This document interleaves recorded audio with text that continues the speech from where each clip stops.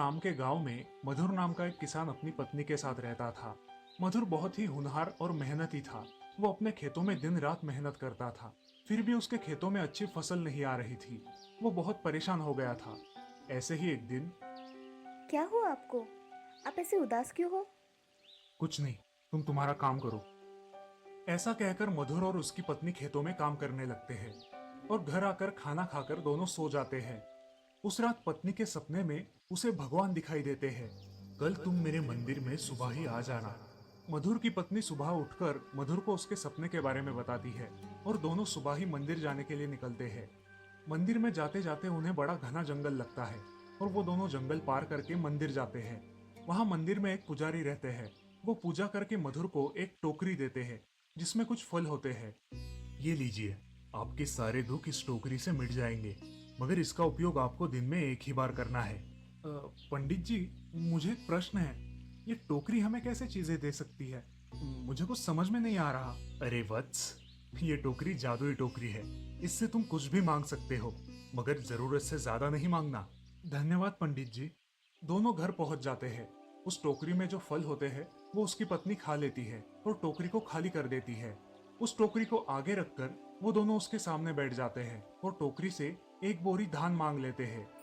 अचानक वहां पे तेज प्रकाश होकर वहां एक बोरी धान आ जाता है। वो देखकर मधुर और उसकी बीवी बहुत खुश हो जाते हैं। वो दोनों खेत में धान लगाने के लिए चले जाते हैं और उस एक बोरी से पूरे खेत में धान लगा देते हैं और घर आकर प्रसन्नता पूर्वक भोजन करते हैं। वो दोनों प्रतिदिन भगवान की पूजा करके उस टोकरी से काम की चीजें मांगने लगे। अपने खेतों में दिन भर काम करके वो बहुत खुश थे और इस बार खेतों में फसल भी अच्छी आई थी, जैसे भगवान उनके साथ हो। एक दिन गांव में बहुत बारिश होने के कारण गांव में बाढ़ आ गई। उस बाढ़ में लोगों के घर और घर का सब सामान खराब हो गया। कोई भी गांव वालों की मदद नहीं कर पा रहा था। तभी मधुर और उसकी पत्नी सोचते हैं, अजय, हमारे गांव में बाढ़ की वजह से पूरा पानी भर गया है और उसमें गरीब लोगों का बहुत नुकसान हुआ है। उनको तो खाने के लिए भी कुछ नहीं है। मुझे तो बहुत बुरा लग रहा है उन लोगों के लिए। हाँ मैं भी यही सोच रहा था। हमें गांव वालों के लिए कुछ करना चाहिए। मगर हम क्या कर सकते हैं? हम इस टोकरी से 100 लोगों का खाना मांग कर देखते हैं। अगर मिला तो हम उसे पूरे गांव में गरीबों में बांट देंगे। हाँ, ये अच्छा विचार है। तुरंत ही मधुर भगवान से प्रार्थना करता है और बड़े ही विनम्रता पूर्वक उस टोकरी से 100 लोगों का खाना मांगता है। तभी वहां बड़ा तेज प्रकाश होकर 100 लोगों का खाना आ जाता है। ये देखकर मधुर और उसकी पत्नी खुश हो जाते हैं। वो ये सारा खाना लोगों में बांट देते हैं। ऐसे ही प्रतिदिन मधुर और उसकी पत्नी लोगों की सहायता करने लगे। अब लोगों के खराब हुए घर भी बन रहे थे। लोगों को खाना मिलने की वजह से वो अब शांत होकर आगे की सोचने लगे। गांव वालों ने मधुर और उसकी पत्नी को खूब दुआएं दी। मधुर ने गांव के लोगों के लिए बहुत सारी मदद की। बाढ़ में एक बच्ची के माता पिता बह गए थे। मधुर उस बच्ची को अपने घर ले आया और उसे अपनी बच्ची जैसा प्यार करने लगा। ये देखकर गांव वाले बहुत खुश हो गए और इस प्रकार अब सारे गांव वाले खुशी खुशी अपने गांव में रहने लगे। तो दोस्तों, इस कहानी से हमें ये सीख मिलती है कि हमें संकट समय हमेशा पीड़ितों की मदद करनी चाहिए, क्योंकि अच्छे कर्मों का फल अच्छा ही होता है। किशनगढ़ नाम के गांव में सरजू नाम का एक आदमी उसके माता और पिताजी के साथ रहता था। उसके माता पिताजी की तबीयत उम्र के साथ खराब हो रही थी। वो अपने माता पिता की मन लगाकर सेवा करता था। सरजू को जानवरों से बड़ा लगाव था, इसलिए उसके घर में बहुत सारे पालतू जानवर भी थे। वो उन सब की अच्छे से देखभाल किया करता था। ऐसे ही एक दिन गांव से जाते समय उसे एक कुत्ते का पिल्ला जख्मी हालत में दिखाई दिया। अरे, ये कुत्ता तो जख्मी है, इसे घर लेकर जाता हूँ। सरजू उस कुत्ते के पिल्ले को घर लेकर आया, उसका इलाज करवाया, उसके पैरों पे मलहम पट्टी करवाई। बेटा सूरज, तुम ऐसे दुखी और बेसहारा प्राणियों की मदद करते हो, ये बड़ा पुण्य का काम है। तुम बहुत अच्छा काम कर रहे हो।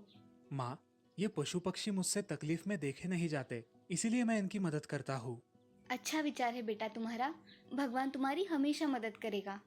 अगले दिन सरजू गांव से जा रहा था। उसने देखा कि एक जगह बहुत सारी भीड़ इकट्ठा हो गई है। सरजू वहां गया। अरे क्या हुआ है? तुम लोग लाठियां लेकर क्यों आए हो? अरे कुछ नहीं भाई, यहाँ एक बड़ा सांप निकला है, उसे मारने के लिए यहाँ भीड़ जमा हुई है। अरे रुको रुको, इस सांप को क्यों मार रहे हो? इसने क्या किया है? पागल हो क्या? सांप कितना जहरीला होता है पता है तुम्हें? आपको पता है, सांप बेवजह कभी किसी पर हमला नहीं करता। अगर उसे लगा कि किसी से खतरा है तभी वो काटता है। ये सांप आपको कोई नुकसान नहीं पहुंचाएगा। अरे चलो चलो, इसकी बातें क्या सुनते हो, मारो इस सांप को। सारे लोग उसे मारने के लिए तैयार हो गए, लेकिन तभी सरजू बीच में पड़ गया और बोला, आप कृपा करके इसे मत मारिए, मैं इसे लेकर जाता हूँ, आपको कोई तकलीफ नहीं होगी।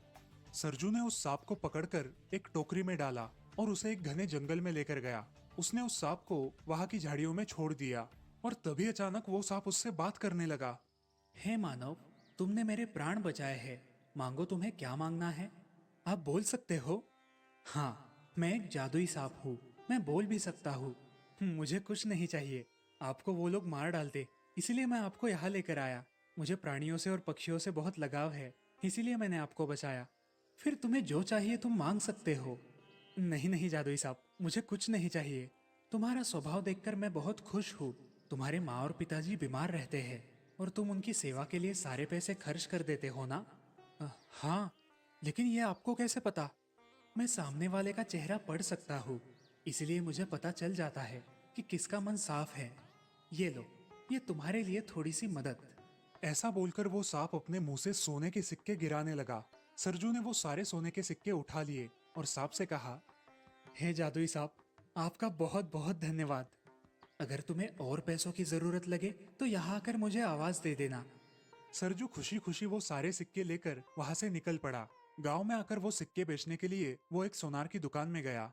अरे सरजू, ये इतना खरा सोना कहाँ से लाए हो तुम? वो बात मैं आपको नहीं बता सकता, आप सिर्फ ये सिक्के लो और मुझे पैसे दे दो। सरजू सोनार से पैसे लेकर घर के लिए निकल पड़ा, लेकिन वो सोनार बड़ा चालाक था। उसे सरजू पर शक हो गया था, इसलिए वो उसका पीछा करने लगा। पीछा करते करते उसके घर तक पहुंच गया। सरजू ने घर जाकर सारी बातें अपने माँ बाप को बताना शुरू किया।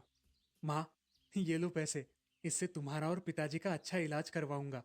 अरे बेटा, इतने पैसे कहाँ से लाए हो तुम? सरजू ने अपने माँ बाप को सारी कहानी बता दी और ये सब उनके घर के बाहर खड़ा सोनार सुन रहा था। वो मन ही मन सोचता है, अच्छा, तो आज वो बाजार में निकला हुआ बड़ा सांप जादुई सांप था। चलो, अब मैं भी अपना मुनाफा कर लेता हूँ। अब सोनार एक पंछी खरीद लेता है और उसे लेकर जंगल में जाता है। जंगल में जाने के बाद, भाई यहाँ इस गांव में कैसे कैसे लोग भरे पड़े हैं। अब तो पंछियों को भी नहीं छोड़ते। कल उस बेचारे सांप को मार रहे थे और आज इस पंछी को पकड़कर बेचना चाहते थे। क्या विचार है इन लोगों के। जाओ पंछी, आज से तुम आजाद हो। सोनार की ये बातें सांप ने सुन ली और वो झाड़ियों से बाहर आया। तुम कौन हो मानव, और यहाँ क्यों आए हो? मैं यहाँ इस पंछी को छोड़ने आया था। तुम्हारा मन कितना साफ है, बताओ क्या समस्या है तुम्हें मानव? हे जादुई साहब, मुझे तो समस्या ही समस्या है। मेरे माँ बाप को दिल की बीमारी है, मेरी पत्नी को किडनी की बीमारी है और मेरे बच्चों को डायबिटीज है। अब क्या करूँ, तुम ही बताओ। वो सांप मन ही मन सब जान चुका था कि ये सोनार झूठ बोल रहा है। सेटाफिल स्किन की सुनता है और मैं दिल की। इसीलिए किसी भी माहौल में ना आप रुकेंगी ना आपकी skin. Cetaphil gentle skin cleanser के साथ ये आपकी स्किन को डिफेंड करे स्किन सेंसिटिविटी के 5 साइंस से। सेटाफिल, हम स्किन की सुने, तुम दिल की सुनो। बोल रहा है, ये लो वत्स, तुम्हारे लिए सोने के सिक्के। इन्हें लेकर तुम अपने परिवार की सारी समस्याएं दूर कर सकते हो। अब तुम्हें कोई चिंता नहीं होगी। ऐसा बोलकर सांप उसके सामने सोने के सिक्के डाल देता है और वहां से चला जाता है।